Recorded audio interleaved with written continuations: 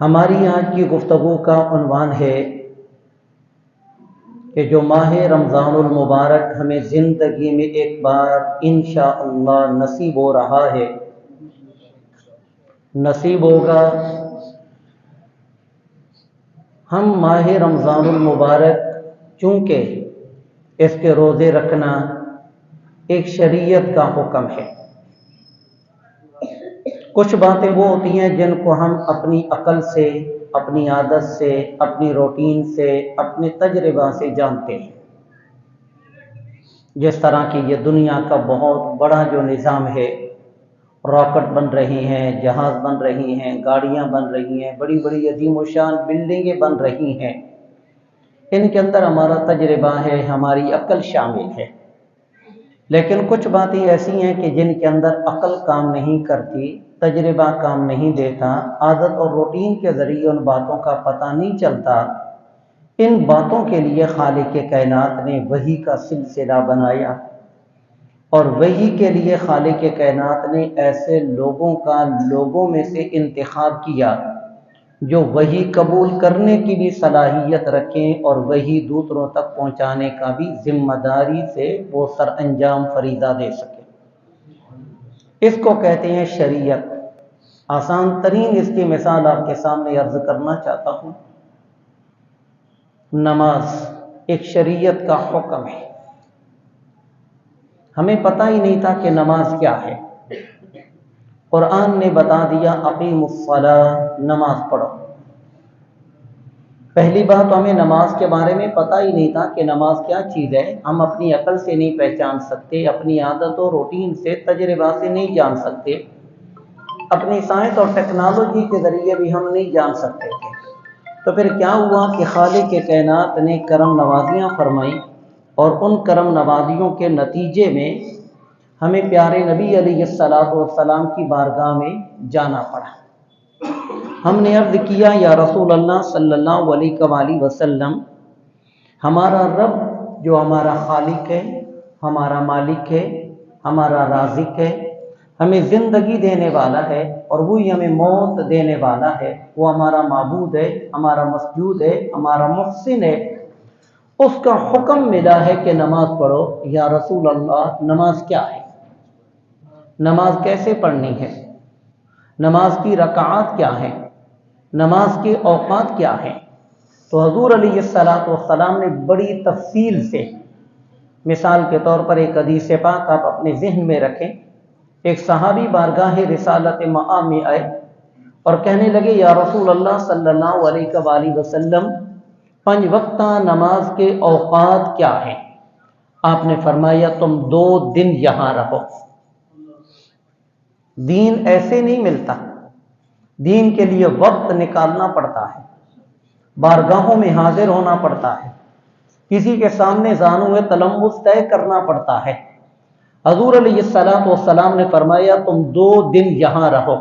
مشکوٰۃ شریف کی حدیث پاک ہے، وہ 2 دن وہاں پر رہا تو نبی کریم علیہ السلام نے 2 دن نمازیں یوں ادا فرمائی، ہر نماز کو وقت کے پہلے حصے میں ادا کیا۔ فجر کا وقت جب شروع ہوا، آپ نے فجر کی نماز ادا کی۔ نماز ظہر کا وقت شروع ہوا تو نماز ظہر ادا کی، اسی طرح عصر، مغرب اور عشاء۔ دوسرے دن آپ علیہ السلام نے نماز فجر کو فجر کے آخری وقت میں ادا فرمایا، ظہر کو ظہر کے آخری وقت میں ادا کیا، نماز عصر کو عصر کے آخری وقت میں ادا کیا، پھر اس کے بعد اسی طرح مغرب اور عشاء۔ پھر آپ علیہ السلام نے فرمایا یہ تیری نماز کے اوقات ہیں، یعنی وقت بھی ہم نہیں جان سکتے تھے۔ رکعات تو بڑی دور کی بات ہے، طریقہ تو بڑی دور کی بات ہے، ہم شریعت کے اندر مکمل طور پر اپنے پیارے رسول کے محتاج ہیں، اللہ کے محتاج ہیں کہ اللہ نے شریعت عطا فرمائی۔ اللہ کے بغیر ہمیں یہ شریعت نہیں مل سکتی تھی۔ اور یہ بھی یاد رکھیے گا کہ شریعت ایک نظام ہے، ایک سسٹم ہے جو لوگوں نے زمین پر بیٹھ کر نہیں بنایا، بلکہ خالق کائنات نے آسمان سے بنا کر لوگوں کے لیے رسولوں کے واسطے سے زمین پر نازل فرمایا۔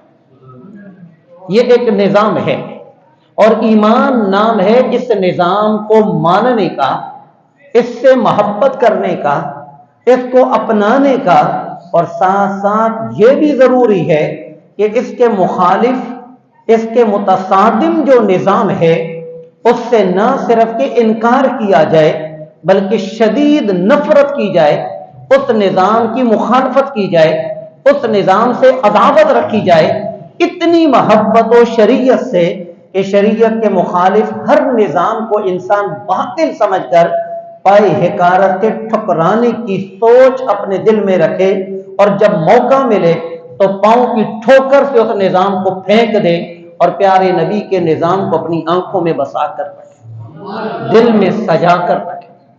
سب سے پہلی بات تو یہ ہے کہ شریعت ایک نظام ہے، اور اس نظام کو حضور علیہ السلام نے جو ہم تک پہنچایا، 23 سالہ دور نبوت جو آپ کا ظاہری دور نبوت ہے، جس میں آپ نے اپنے رب کا پیغام ہم تک پہنچایا، اس کے اندر اس راہ میں آپ نے بہت اذیتیں اٹھائیں، مشقتیں اٹھائیں، تکلیفیں اٹھائیں، حتیٰ کہ خالق کائنات نے بھی فرما دیا لعلک باخع نفسک الا یکونوا مؤمنین، اے محبوب جو آپ کو دکھ ہے اور غم ہے ان کے ایمان نہ لانے کا، لگتا تو یوں ہے کہ آپ اپنی جان سے ہاتھ دھو بیٹھے گے۔ اس قدر آپ کو دکھ ہوتا، غم ہوتا جب لوگ اس شریعت کو، اس نظام کو نہ اپناتے، اس کے قریب نہ آتے، اس پر ایمان نہ لاتے، لوگ اپنے آپ کو جہنم سے بچانے کے لیے آپ کے دامن اقدس کو نہ تھامتے، آپ کو دکھ ہوتا، آپ کو تکلیف ہوتی، آپ کو اذیت ہوتی، آپ کو پریشانی لاحق ہوتی، اور اس پریشانی کو قرآن مجید نے ان لفظوں میں بیان کیا لعلک باخع نفسک الا یکونوا مؤمنین۔ اور یہ غم اس وقت ہوتا ہے کہ جب لوگوں کو اپنا سمجھا جائے، لوگوں کے درد کو اپنا درد جانا جائے، لوگوں کے معاملات کو اپنے معاملات سمجھے جائیں، تو حضور علیہ السلام لوگوں کے درد کو جانتے تھے۔ یہ بے وقوف ہیں، یہ ناداں ہیں، یہ جہنم میں جانے کے لیے پالیسیاں بناتے ہیں اور جہنم میں جانے کے لیے صدہاں کوششیں کر رہے ہیں، میں کیوں نہ ان کو جہنم سے بچا کر جنت میں لے کر جاؤں۔ یہ حضور علیہ السلام کا نظام ہے، یہ شریعت لوگوں کا بنایا ہوا نظام نہیں ہے۔ یہ روزوں کا مہینہ ہمیں لوگوں نے نہیں بتایا، یہ روزے رکھنے کا حکم ہمیں لوگوں نے نہیں دیا، روزے رکھنے کے احکام ہمیں لوگوں نے نہیں بتائے، روزے کا وقت ہمیں لوگوں نے نہیں بتایا، یہ سب کچھ رسول کریم علیہ السلام نے ہمیں بتایا اور پریکٹیکل طریقے سے بتایا، روزہ رکھ کر بتایا، روزے کے احکام اپنا کر روزے کے کمال کو ہماری آنکھوں کے سامنے رکھ دیا، اور روزے سے محبت کر کے ہمیں بتا دیا کہ صرف روزہ رکھنا ہی ضروری نہیں بلکہ رمضان سے محبت کرنا بھی ضروری ہے، روزے سے چاہت بھی ضروری ہے، جتنی روزے سے محبت ہو اس سے بڑھ کر روزہ چھوڑنے سے نفرت بھی ہو۔ یہ بھی یاد رکھیے گا، صرف نماز پڑھنا شریعت نہیں، میری بات توجہ سے سنیے گا، صرف نماز پڑھنا شریعت نہیں، نماز سے محبت بھی شریعت ہے، اور صرف نماز سے محبت ہی کافی نہیں، ترک نماز سے نفرت بھی ضروری ہے۔ کیا خیال ہے؟ اسلام ہے، جس طرح کہ ٹوٹل اسلام کو ماننا اور اس سے محبت کرنا ضروری ہے، تو اسلام کے مخالف دیگر مذہبوں سے نفرت ضروری ہے، اسی طرح اسلام کی ایک ایک بات سے محبت ضروری ہے، اپنانا بھی ضروری ہے، اور اس کے مخالف جو چیز ہے اس سے نفرت بھی ضروری ہے۔ تو رمضان المبارک سے محبت ایک عمل ہے، رمضان المبارک کی روزوں کی فرضیت کو ماننا یہ دوسرا عمل، پھر اس کے فرض روزوں کو ادا کرنا یہ تیسرا عمل، اور پھر ترک صوم روزہ ترک کرنے سے شدت کی نفرت یہ چوتھا عمل، اور پھر اجر و ثواب کی امید پانچواں عمل۔ یہ صرف ایک عمل نہیں ہے بلکہ کچھ بزرگ بہترین بزرگ علماء کا، بزرگ اعمال کا گلدستہ ہے۔ اور حضور علیہ السلام سے پوچھا گیا یا رسول اللہ آپ کو کیا پسند ہے؟ آپ نے فرمایا گرمیوں کا موسم ہو، رمضان کا مہینہ ہو۔ اتنی رمضان المبارک سے آپ کی محبت ہے۔ السلام علیکم۔ بات یہ ہے کہ آج ہم ہر بات میں اپنا مفاد دیکھتے ہیں، اور وہ بھی مفاد دنیاوی۔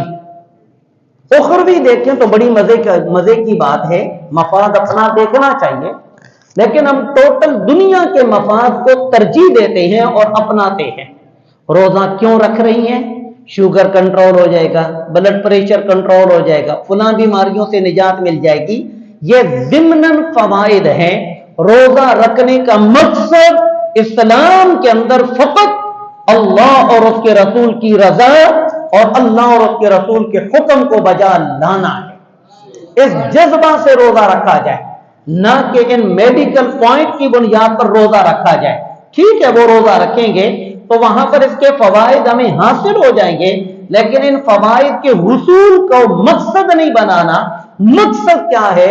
لعلکم تتقون، کہ ہم متقی بن جائیں، پرہیزگار بن جائیں، ہمارا یہ روزہ اللہ اور اس کے رسول کی بارگاہ میں قبول ہو جائے۔ اب افطاری کا وقت ہوگا، ہمیں بڑی خوشی ہوتی ہے، اور ظاہر ہے کہ یہ خوشی شریعت کے عین مطابق ہے۔ حضور علیہ السلام نے فرمایا للصائم فرحتان، روزے دار کے لیے دو خوشیاں ہیں، ایک خوشی افطار کے وقت اور ایک خوشی جب اجر و ثواب ملے گا۔ افطار کے وقت ایک خوشی ہوتی ہے، لیکن اب اس خوشی کو ہی لے کر بیٹھ جانا، دوسرے رخ کو نہ دیکھنا، یہ بھی بے عقلی اور کم عقلی ہے۔ دوسرا رخ یہ ہے، ہمیں افطاری کے وقت یہ بھی فکر ہونی چاہیے کہ ہمارا روزہ اللہ کی بارگاہ میں قبول ہوا ہے یا نہیں۔ یہ بھی ایک چیز ہے۔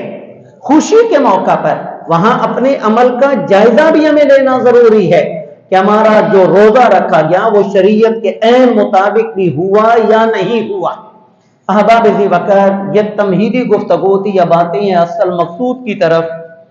حضور علیہ السلام رمضان المبارک کے اندر سب سے پہلے آپ کا عمل یہ تھا کہ 2 مہینے قبل رمضان المبارک کا چرچا آپ کی زبان پر آ جاتا۔ ابھی رجب کا چاند چڑھتا، دعاؤں کا سلسلہ بن جاتا کہ پروردگار بارک لنا فی رجب و شعبان، اے اللہ ہمیں برکت دے رجب میں، شعبان میں، وبلغنا رمضان، اور ہمیں ماہ رمضان نصیب فرما۔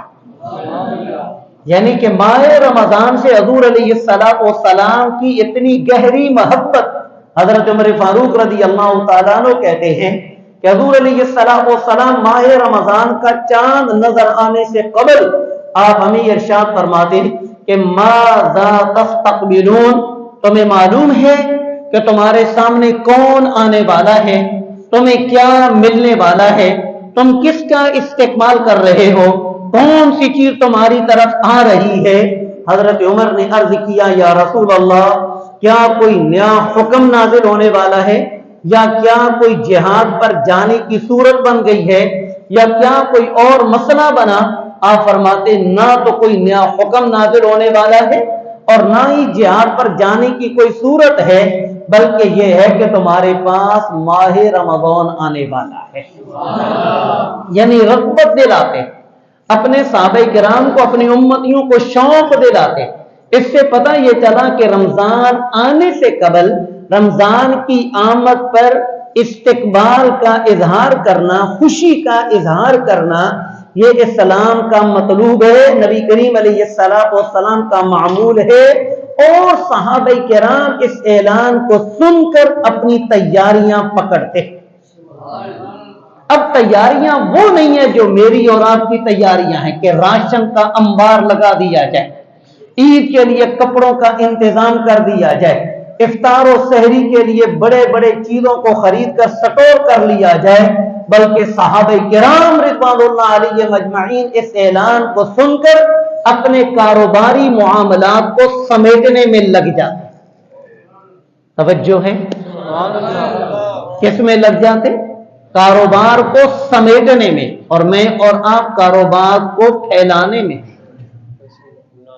صحابہ کرام رضوان اللہ علیہ مجمعین کی سیرت کو پڑھا جائے، حضور علیہ السلام کے شوق دلانے کے نتیجے میں کچھ تو پورا ماہ رمضان کاروبار نہ کرتے، حالانکہ ان کے بچے تھے، انہوں نے کھانا کھانا ہوتا تھا، ان کے گھر کا نظام ہوا کرتا تھا۔ کچھ تو پورا ماہ رمضان کاروبار نہ کرتے بلکہ پہلے سے ہی کاروبار کو مکمل کر لیتے، اور کچھ اپنا وقت کاروبار سے زبردست طریقے سے نکالتے کہ کچھ وقت کاروبار کو دیتے، باقی وقت ماہ رمضان کو عطا کرتے۔ اب ہم ذرا اپنی اصلاح کریں۔ ہماری کوشش ہوتی ہے کہ ماہ رمضان ہمارے لیے کاروبار کا سیزن ہے، اس موقع پر ہر رطب و یابس کو بیچ دیا جائے، ہر حربہ استعمال کر کے عید سیزن لگایا جائے۔ بالکل یہ سوچ دنیاوی ہے، یہ اخروی سوچ نہیں۔ حضور علیہ السلام جب رمضان المبارک کا چاند دیکھتے تو باقی چاندوں سے ہٹ کر اس چاند کو خطاب فرماتے انت ہلال رشد و خیر، اے پیارے چاند تو رشد کا چاند ہے، تو خیر کا پیغام لانے والا چاند ہے۔ چاند کو دیکھ کر آپ علیہ السلام خوشی کا اظہار کرتے، فرحت و انبساط آپ کے چہرے سے چھلکا تھا، اور آپ فرماتے ہلال رشد و خیر، یہ رشد کا چاند ہے، یہ کامیابی کا چاند ہے، یہ خیر کا چاند ہے۔ پھر فرماتی آمنت بالذی، میں ایمان رکھتا ہوں اس رب پر جس رب نے تجھے بھیجا ہے۔ احباب ذی وقار، سب سے پہلے تو ماہ رمضان سے قبل رمضان کی آمد کی خوشی کا اپنے دل میں مزہ لینا، یہ ایک سنت رسول ہے، اور دوسرا ماہ رمضان کے چاند کو دیکھنا اور دیکھ کر پھر خوشی کا اظہار کرنا، نہ کہ ہماری طرح کہ اب رمضان کے روزے بھی آ گئے، اب روزے بھی رکھنے پڑیں گے۔ یہ بڑی غلط سوچ ہے۔ جب ہم ایک چیز کو بوجھ سمجھتے ہیں، ایک چیز کو ہم سمجھتے ہیں مشقت، تو پھر محبت نہیں ہوتی، اور جب محبت ہو نا تو پھر انسان دریا بھی پار کر جاتا ہے، اور جب انسان بوجھ سمجھے تو وہاں پر جاگتے ہوئے بھی مسجد میں آنا گرمیوں میں مشکل ہو جاتا ہے، کیونکہ محبت نہیں ہے، مشقت ہے۔ ایک بندے نے سوچ رکھا ہے کہ میں نے نماز پڑھنی ہے، یار نماز کا وقت ہو گیا، اب نماز بھی پڑھنی پڑے گی، تو نماز تو وہ پڑھ لے گا، لیکن کس طرح پڑھے گا؟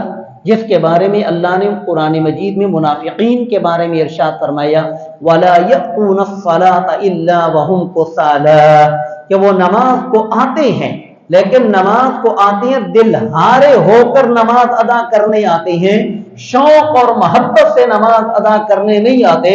تو ماہ رمضان کے بھی روزے ہم نے ایک فرض سمجھ کر ہی صرف ادا نہیں کرنے بلکہ اپنی محبتوں کو شامل کرنا ہے۔ قرآن مجید کو ذرا پڑھیے تو خالق کائنات فرماتا ہے فَاعْبُدِ اللَّهَ مُخْلِصًا لَهُ الدِّينَ، صرف عبادت نہیں کرنی بلکہ عبادت میں اخلاص بھی ہونا چاہیے، اور اخلاص کی وضاحت حدیث جبرائیل امی میں ہے۔ جب پوچھا یا رسول اللہ صلی اللہ علیہ وسلم مل احسان، احسان کیا ہے؟ آپ نے فرمایا احسان یہ ہے کہ انت ترا ربک، کہ تو اپنے رب کو دیکھے عبادت کے دوران، اور اگر یہ صورت نہیں بن سکتی، اگر تو مشاہدہ میں نہیں آ سکتا تو پھر مراقبہ کی صورت اختیار کر، یہ تصور کر کہ میرا رب مجھے دیکھ رہا ہے۔ تو یہ ایک چیزیں ہیں، میں بڑے ڈر کر بات کر رہا ہوں، آپ کا ماحول بڑا زبردست ہے، میری گفتگو بہت نیچی سطح پر ہے۔ بات یہ ہے کہ ہم تقریریں تو بہت ہو جاتی ہیں لیکن ہم اپنا قبلہ بھی تو بدلنے کی کوشش کریں نا، دنیا کی طرف لگے ہوئے ہیں، اپنی آخرت کی طرف بھی تو ہم توجہ کریں۔ تو حضور علیہ السلام اس کا چاند دیکھ کر بہت خوشی کا اظہار کرتے، تو وہاں پر صرف میسج چلا دینا یہ کوئی خوشی کا اظہار نہیں۔ خوشی کا اظہار یہ ہے کہ دل میں محبت ہو اس بات کی کہ میرے رب نے مجھ پر کرم فرما دیا کہ مجھے ماہ رمضان پھر سے نصیب ہو گیا۔ اب جو ہی رمضان المبارک آ جاتا آپ علیہ الصلوۃ والسلام کا ایک تو معمول تھا روزہ رکھنا، تمام صحابہ روزے رکھتے، صحابیات روزے رکھتی، اور صحابیات اپنے بچوں کی تربیت کرتی کہ وہ بھی روزہ رکھنے کی عادت بنا لیں۔ وہ بچے جن کو کھلونوں کے ذریعے بہلانا پڑتا تو وہ کھلونے بنا کر ان کو بہلاتی، جب وہ بھوک سے کھانا مانگتے یا دودھ مانگتے یا کچھ اور مانگتے، وہ بچے جو کچھ سمجھدار ہوتے، یہ نہیں کہ بالکل دودھ پیتے بچے، سمجھدار بچوں کو روزے کی عادت دلانے کے لیے، ڈالنے کے لیے صحابیات ان کو کھلونوں کے ذریعے بہلایا کرتی تھی۔ یعنی کہ مدینہ منورہ میں رمضان کے اندر ماحول ہی کچھ مختلف ہوتا، ہر گھر سے قرآن مجید کی تلاوت کی آواز آتی، ہر شخص روزے میں مصروف ہوتا، حتیٰ کہ صحابہ کرام کے بچے جو نابالغ ہوا کرتے تھے، سمجھدار ہوا کرتے تھے، وہ بھی روزے سے مزہ اٹھاتے اور رمضان المبارک کے روزے رکھتے۔ ایک تو یہ کہ روزہ رکھنا تو یہ نہیں ہے بھائی کہ روزہ رکھ لیں تو ٹھیک ہے، نہ رکھے تو تب بھی ٹھیک ہے، یہ نہیں۔ وَأَن تَصُومُوا خَيْرٌ لَكُمْ، فرمایا روزہ رکھو گے تو اس میں تمہارا ہی بھلا ہے، اس میں تمہارا ہی فائدہ ہے، اس کے اندر تمہارے لیے خیر ہے، شر نہیں۔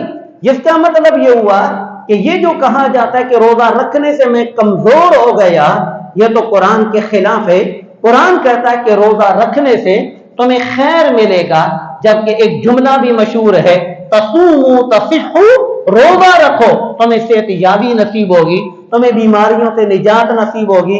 میں اس طرف نہیں آنا چاہتا کہ میڈیکل کیا کہتی ہے روزے کے فوائد کے بارے میں، ہم نے تو اتنا دیکھنا ہے۔ کیا دیکھنا ہے؟ اطیعوا اللہ واطیعوا الرسول فإن توليتم فإنما على رسولنا البلاغ المبین۔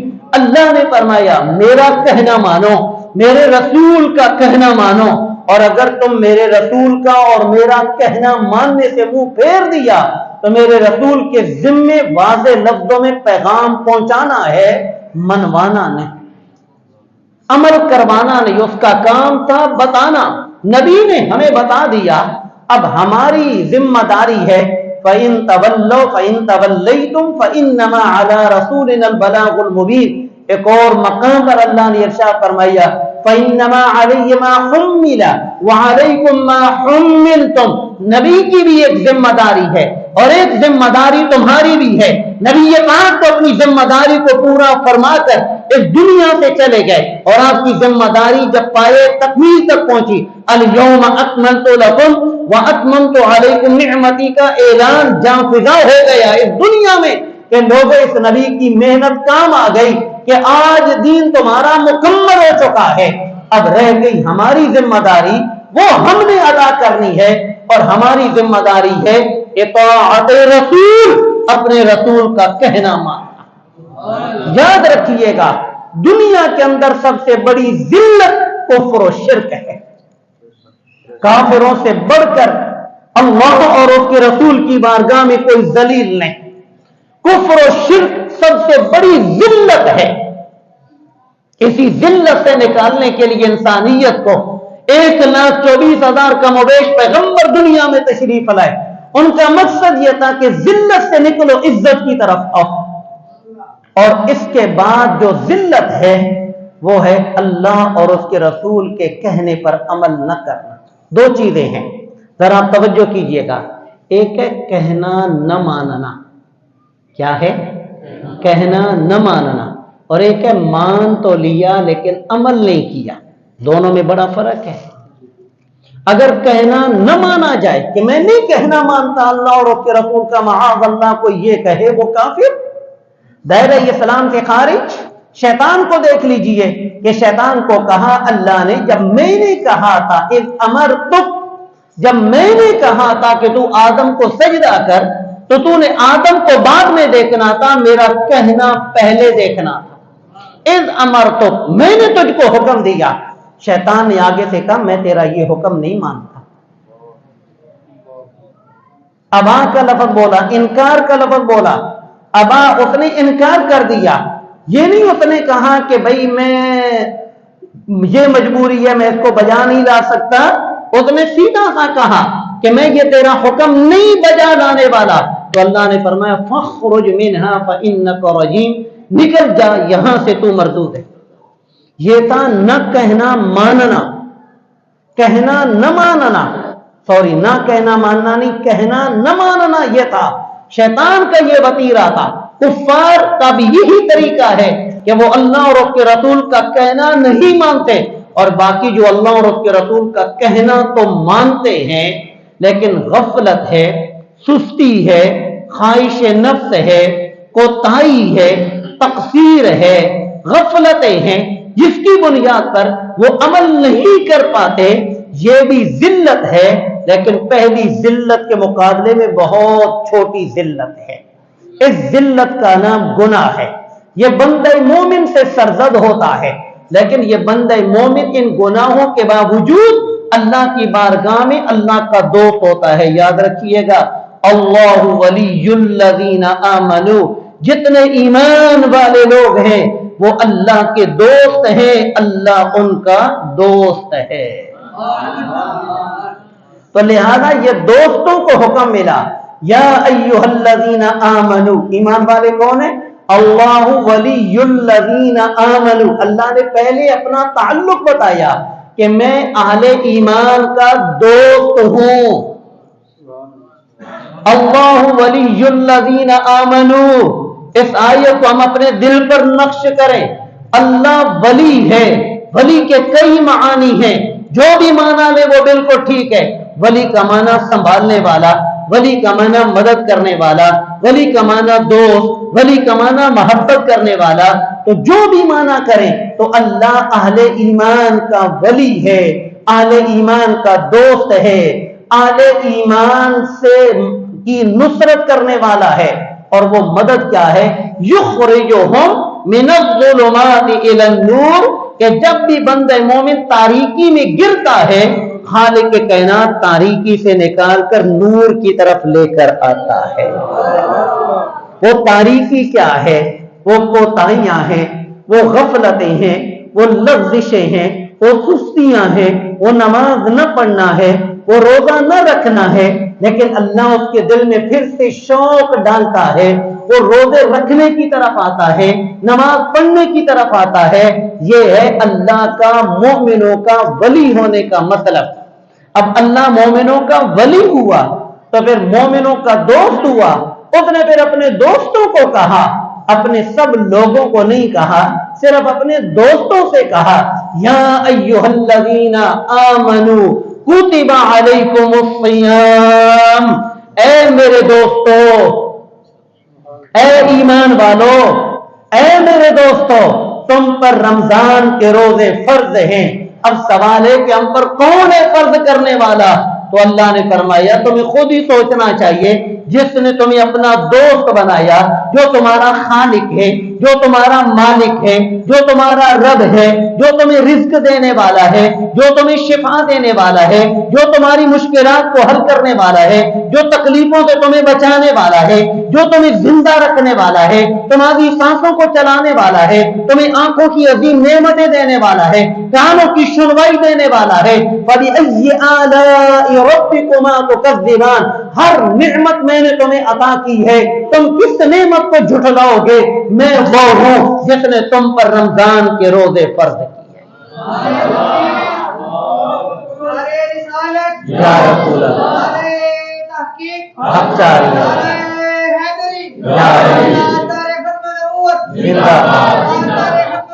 زندہ باد۔ اور پھر ہم نے یا رسول اللہ، ہم نے پیارے نبی علیہ السلام کی بارگاہ میں حاضری دی، عرض کیا یا رسول اللہ، یہ دیکھو میں یہ غلط نہیں بول رہا، وَيُعَلِّمُهُمُ الْكِتَابَ وَالْحِكْمَةَ وَإِنْ كَانُوا مِنْ قَبْلُ لَفِي ضَلَالٍ مُبِينٍ وَآخَرِينَ مِنْهُمْ لَمَّا يَلْحَقُوا بِهِمْ، کہ پیارے نبی علیہ السلام لوگوں کا تزکیہ کرنے کے لیے آئے، لوگوں کو کتاب و سنت کی تعلیم دینے کے لیے آئے۔ قرآن کہتا ہے کہ صرف اس دور کے لوگوں کے لیے آپ تعلیم کتاب و سنت اور تزکیہ نفس کرنے کے لیے نہیں آئے، بلکہ وَآخَرِينَ مِنْهُمْ لَمَّا يَلْحَقُوا بِهِمْ، جو بعد میں آنے والے ہیں، جو ابھی تک پہلوں کا دور نہیں پا سکے، میرا نبی ان کو بھی کتاب و سنت کی تعلیم دینے والا ہے۔ تو ہم بارگاہ رسالت مآب میں پہنچے، یعنی حدیث کی دنیا میں قدم رکھا۔ عرض کیا یا رسول اللہ روزہ تو ہم رکھیں گے، ہمیں کتنا ثواب ملے گا؟ پوچھا اس سے جاتا ہے جس کو معلوم ہو، اور ہمیں معلوم ہے کہ اللہ کے پیارے نبی ارشاد فرماتے ہیں کہ جب فرشتوں کے ملائ اعلیٰ کے جھگڑے کے بارے میں مجھ سے پوچھا گیا تو میں نے کہا میں نہیں جانتا، اللہ جانتا ہے۔ تو اللہ نے اپنا دست قدرت میرے کندھوں کے درمیان رکھا، جس کی ٹھنڈک کو میں نے اپنے سینے میں پایا۔ فَعَلِمْتُ مَا فِي السَّمَاوَاتِ وَالْأَرْضِ، پھر زمین و آسمان کی ہر چیز میرے علم میں آ گئی۔ ہم نے پوچھا یا رسول اللہ روزہ رکھنے پر کیا اجر ملے گا؟ ہم سے مراد اس امت نے، صحابہ کرام نے ہماری نمائندگی کی، اور پوچھا یا رسول اللہ روزے پر کیا ملے گا؟ فرمایا میرا رب ارشاد فرماتا ہے الصوم لی وانا اجزی وانا اجزا، کہ بندہ جب روزہ صرف میری خاطر رکھتا ہے اس کو اور کیا چاہیے، میں خود اس کو نصیب ہو جاتا ہوں، میں خود اس کو جزا بھی دیتا ہوں اور میں خود اس کی جزا بھی بن جاتا ہوں۔ تو روزہ رکھنے سے انسان کو رب کا قرب ملتا ہے۔ باقی جو کمالات ہیں روزے کے وہ اپنی جگہ پر۔ رسول اللہ صلی اللہ علیہ وآلہ وسلم کا دوسرا معمول یہ تھا، جب رمضان المبارک کا مہینہ آتا روزہ رکھنے کے بعد قرآن مجید کی تلاوت۔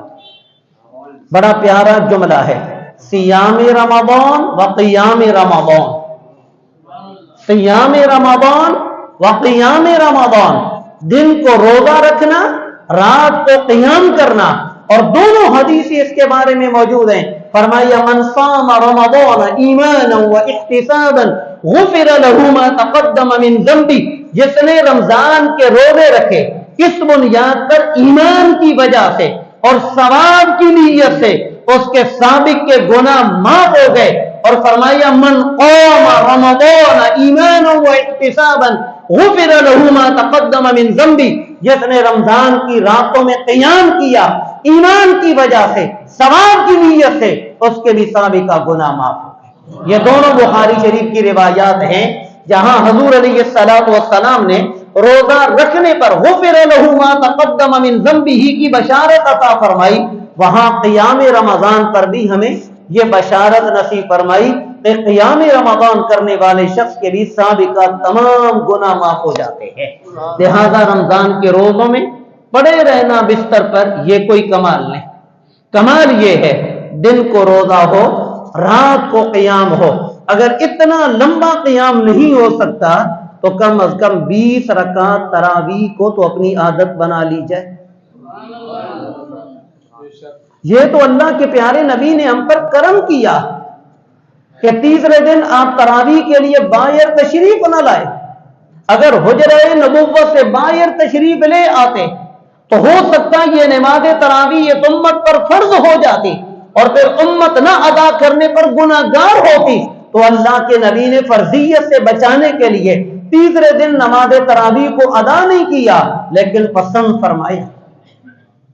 صحابہ کرام کا یہ معمول تھا کہ وہ حضرت عمر فاروق رضی اللہ تعالیٰ عنہ نے اپنے دور میں دیکھا کہ چند ایک ادھر چند ایک ادھر، 2-3 ادھر، ایک امام ہے، 1-2 مقتدی ہیں، 4 مقتدی ہیں، 10 نمازی ہیں، وہ قرآن پڑھ رہا ہے، یہ قرآن مجید سن رہے ہیں۔ تو آپ نے جناب علی المرتضیٰ سے مشورہ کیا کیوں نہ ان کو ایک امام کے پیچھے جمع کر دیا جائے، کیونکہ جماعت میں برکت ہے، اکٹھے رہنے میں برکت ہے۔ تو حضرت ابی بن کعب رضی اللہ تعالی عنہ کو امام بنایا اور پھر لوگوں کو پیچھے کھڑا کر دیا۔ پھر حضرت علی کرم اللہ وجہ الکریم نے کسی رات یہ منظر دیکھا کہ ابی بن کعب نماز تراویح میں قرآن مجید پڑھ کر امامت کر رہے ہیں اور صحابہ کرام خشوع خضوع سے قرآن مجید سن کر نماز تراویح ادا کر رہے ہیں۔ تو حضرت علی نے کہا اللہ عمر کی قبر کو روشن کرے جس نے خدا کے گھروں کو روشن کر دیا۔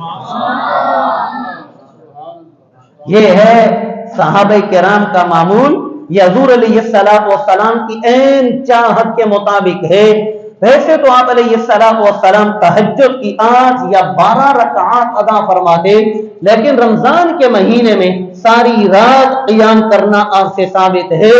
آپ ساری رات نوافل ادا کرتے، ساری رات نماز تراویح پڑھتے، ساری رات قرآن مجید پڑھتے، اور قرآن مجید پڑھنے کے ساتھ اتنا شغف تھا کہ روزانہ جبرائیل امین آپ کی بارگاہ میں حاضر ہوتے، جبرائیل قرآن پڑھتے، اللہ کا نبی قرآن سنتا، پھر حضور قرآن پڑھتے، جبرائیل امین قرآن سنا کرتے تھے۔ گویا کہ اس موقع پر رمضان اور قرآن کو آپس میں یوں کہہ دیا جائے، یہ چولی دامن کا ان کا ساتھ ہے۔ قرآن کا لباس رمضان ہے، رمضان کا لباس قرآن ہے، قرآن کی زینت رمضان ہے، اور رمضان کی زینت قرآن ہے۔ یہ ایک بڑی خوبصورت چیز ہے کہ صرف رمضان کے روزے نہیں رکھنے، بلکہ دن کو تلاوت کی جائے، رات کو تلاوت کی جائے۔ اور احباب، قرآن مجید کا نزول بھی ماہ رمضان میں ہوا، شب قدر میں ہوا۔ ویسے تو پورا سال رات کے مختلف لمحوں میں یتلون آیات اللہ آناء اللیل، رات کی مختلف گھڑیوں میں اٹھ کر تلاوت قرآن کا بڑا لطف آتا ہے، کیونکہ حضور علیہ السلام ارشاد فرماتے ہیں جن گھروں میں رات کو قرآن پڑھا جاتا ہے وہ آسمان والوں کے لیے یوں چمک کر دکھائی دیتے ہیں جس طرح کے زمین والے آسمان کے چمکتے تارے دیکھتے ہیں۔ تو ہم اپنے گھروں کو آسمان والوں کے لیے پہچان بنائیں۔ ہم اپنے گھروں میں 1000 واٹ کے بلب بے شک نہ جلائیں، لیکن ہم اپنے گھروں میں قرآن مجید کی آیات بینات کی تلاوت کریں، تاکہ ہمارا گھر فرشتوں کی پہچان میں ہو۔ جب فرشتے ایک دوسرے کو کہیں دیکھو تو دیکھو وہ بھی تارا چمک رہا ہے، کیونکہ وہاں پر بھی قرآن مجید کی تلاوت کی جا رہی ہے۔ احباب ذی وقار، ایک رمضان اور دوسرا قرآن مجید کی تلاوت۔ اور قرآن مجید کی تلاوت کے ساتھ ساتھ ایک اور بڑا حضور علیہ السلام کا مبارک عمل تھا، جس کو صحابہ کرام نے یوں بیان کیا کہ ویسے تو آپ بڑے جواد تھے۔ جواد کا معنی سخی، بہت بڑے سخی تھے، بہت بڑے جواد تھے، لیکن کان اجود من الریح المرسلۃ فی رمضان حین یلقاہ جبرائیل، فرمایا کہ جب آپ کے پاس جبرائیل امین قرآن مجید سنانے کے لیے آتے، پھر آپ کی سخاوت کا عالم یہ تھا کہ تند و تیز آندھی پیچھے رہ جاتی اور آپ کی سخاوت کا ابر کرم آگے نکل جاتا۔ یہ ہے ماہ رمضان حضور علیہ السلام کا۔ اب جو باتیں ہم نے کرنی ہیں آخری چند ایک لمحات میں، ایک تو ہم نے روزہ رکھنا ہے، یہ ضروری امر ہے، اس میں تو کوئی دوسری بات نہیں، اور دوسرا 5 وقتہ نماز خشوع خضوع سے ادا کرنی ہے۔ روزہ کیوں رکھیں گے؟ ایک بات میں آپ سے کہنا چاہتا ہوں، جب ہم ایک چیز کو پابندی سمجھ کر اپناتے ہیں کہ بھائی چند روزہ پابندی ہے پھر موجیں لگ جائیں گی، پھر مقصد حاصل نہیں ہوتا۔ ہمارے اندر یہ غلط فہمی ہے، بھول بھلیاں ہیں کہ چلو جی بس رمضان شریف ختم ہوگا پھر کر لیں گے سارا کچھ، ابھی چند دن یا ٹھہر جاؤ، رمضان ہے رمضان ہے۔ ٹھیک ہے، رمضان کا احترام ضروری ہے، لیکن رمضان میں روزے اے اللہ تو نے ہم سے کیوں رکھوائے؟ ہمیں دنیاوی فائدہ کیا ملے گا؟ فرمایا لعلکم تتقون، تاکہ تقوی تمہاری عادت بن جائے۔ یہ تو یوں ہے جس طرح کہ کوئی بندہ جیل میں پڑا ہو تو وہ دن اپنے گن رہا ہوتا ہے، بس نکلنے کی دیر ہے، میں تجھے پوچھ لوں گا، ابھی تو میں پھنسا ہوا ہوں۔ تو ہم بھی گناہوں کو چند دنوں کے لیے چھوڑتے ہیں۔ عید کے دن کیا غل خباڑہ ہم کرتے ہیں، کیا گلشریں ہم اڑاتے ہیں، کیا بے حیائی اور برائیاں سر انجام دیتے ہیں۔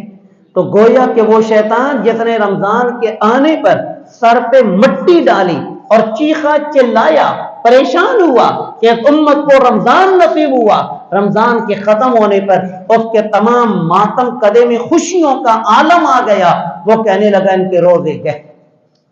احباب، روزہ رکھنے کے بعد پھر پورا سال روزے کی بہاریں۔ صحابہ کرام کا معمول یہ تھا، 4 مہینے قبل رمضان کی آمد سے پہلے انتظار کرتے، اور رمضان کے جانے کے بعد 4 مہینے تک غم کا اظہار کرتے کہ رمضان چلا گیا۔ یہ صحابہ کرام کو شوق اور ذوق کس نے دیا تھا؟ رسول کریم علیہ السلام نے۔ ہم اس کو پابندی نہ سمجھیں، اپنی عادت بنائیں. ہم جن گناہوں سے بچ رہی ہیں رمضان سے، اس کو پھر کنٹینیو رکھیں، اور ہم اپنے رمضان المبارک کے ختم ہونے کے بعد بھی اپنی عادتوں کو بہتر کی طرف لے کر جائیں. بہترین مومن وہ ہے جس کے گزشتہ کل سے آنے والا کل بہتر ہو، اور برا ہے وہ شخص جس کا آنے والا کل گزشتہ کل سے برا ہو. ہم نے اپنے آپ کو بہتری کی طرف لے کر جانا ہے. فَفِرُّوا إِلَى اللَّهِ، ہماری دوڑ دنیا کی طرف نہیں، ہماری دوڑ اللہ کی طرف ہونی چاہیے. اور رمضان المبارک کے اندر جو رمضان کی آیات ہیں ان میں دیکھیے ایک بہت بڑی مزیدار بات، وَإِذَا سَأَلَكَ عِبَادِي عَنِّي فَإِنِّي قَرِيبٌ. یہ رمضان المبارک کی باتیں ہو رہی تھیں، ماہ رمضان کے روزوں کا ذکر ہو رہا تھا. درمیان میں ایک اور بات اللہ نے بیان کر دی کہ روزے داروں گھبرانا نہیں، میں تمہارے قریب ہوں. اب تم نے مانگنا ہے تو کہیں اور جانے کی ضرورت نہیں. اجیب دعوت الداع، تم دعا کرو، میں ہر دعا کرنے والے کی دعا کو قبول کرتا ہوں. یہاں معذرت کے ساتھ اللہ نے یہ نہیں فرمایا الداعی الصالح کہ جو نیک بندہ دعا کرے گا میں اس کی دعا کو قبول کروں گا. یہاں الداعی مطلق ہے، نیک ہے تو میں اس کی بھی دعا قبول کرتا ہوں، بد ہے تو میں اس کی بھی دعا کو. اور مزے کی بات یہ ہے کہ اللہ سے مانگتا بندہ اچھا لگتا ہے. ہماری شان ہے اللہ سے مانگنا، ہماری اللہ سے مانگنا. جس دن ہم سمجھے کہ ہم اللہ سے مانگنے سے بے نیاز ہو گئے، معاذ اللہ کافر ہو گئے. کتنا مانگنا ہے، دنیا بھی رب سے مانگنی ہے، آخرت بھی رب سے مانگنی ہے. رب نے خود ہمیں تربیت دی ہے، ربنا آتنا فی الدنیا حسنہ، اے میرے بندے مجھ سے دنیا کی بھی بھلائی مانگ، وفی الآخرۃ حسنہ، اور آخرت کی بھی بھلائی مانگ. ہم نے گاڑی بھی رب سے مانگنی ہے، ہم نے مکان بھی رب سے مانگنا ہے، ہم نے صحت بھی رب سے مانگنی ہے، ہم نے دولت بھی رب سے مانگنی ہے، ہم نے جنت بھی رب سے مانگنی ہے. ہر چیز ہمارا رب دینے والا ہے. فرمایا اذا دعانی، یہ کیوں فرمایا؟ دعا تو رب سے ہی کی جاتی ہے. فرمایا جب وہ مجھ سے مانگے. کیا تھا؟ کیا جب وہ بسا اوقات مانگنے والا مانگ رہا ہوتا ہے، نظر لوگوں پر ہوتی ہے. فرمایا کہ نہیں، وہ قرآن پڑھے تو میرے لیے پڑھے، لوگوں کے لیے نہ پڑھے. وہ دعا کرے تو مجھ سے کرے. اونچے لفظوں میں جو دعا کی جا رہی ہے وہ لوگوں کی جیبوں پر نظر رکھ کر دعا کی جا رہی ہے. اذا دعانی، کہ وہ مجھ سے دعا کرے میں اس کی دعا کو قبول کرتا ہوں. بس ایک تم نے کام کرنا ہے، فَلْيَسْتَجِيبُوا لِي، میں جب بھی پکاروں تو لبیک لبیک کہتے ہوئے آتے جا. میں جب بھی پکاروں، استجابہ کا مطلب ہوتا ہے کسی کے بلانے پر فوراً حاضر ہو جانا. فَلْيَسْتَجِيبُوا لِي، میں جب تمہیں حکم دوں تم فوراً اپنانے کے لیے آگے چل پڑو. تم چل پڑو، تم چل پڑو. جس طرح کہ ابراہیم نارے نمرود میں کود پڑے، یہ نہیں دیکھا کہ یہ آگ ہے، بلکہ یہ دیکھا کہ رب کو یہی منظور ہے، تو اللہ نے آگ کو گلے گلزار کر دیا. 2 منٹ ایک واقعہ سنانا چاہتا ہوں. مکتبہ شاملہ میں میں نے پڑھا، ایک صاحب گھر لوٹ کر آئے آفس سے. حالات بنتے رہتے ہیں. بیوی کو کہا کہ بچوں نے نماز پڑھی ہے؟ کہا نماز نہیں پڑھی. کہا ان کو اٹھاؤ یہ نماز پڑھے. کہا نہیں میں اٹھا سکتی کیونکہ گھر میں کھانے کو کچھ نہیں ہے. میں نے بمشکل ان کو بہلایا اور سلایا. جاگیں گے تو کھانا مانگیں گے، سب سے پہلے نماز بعد میں پڑھیں. تو کھانا گھر میں نہیں ہے، مہربانی کر ان کو سویا رہنے دے. اس نے کہا نہیں، کیونکہ قرآن مجید میں وَأْمُرْ أَهْلَكَ بِالصَّلَاةِ، اپنے بیوی بچوں کو نماز کا کہو. میں نے ان کو نماز کے لیے جگانا ہے، تو جگا، نہیں تو میں خود جگاتا ہوں. بیوی نے شوہر کا حکم مان کر اپنے بچوں کو جگایا. اس نے کہا بچوں چلو پڑھو نماز. انہوں نے کہا کھانا؟ کہا تم نماز پڑھو، کھانے کا بندوبست اللہ نے کرنا ہے.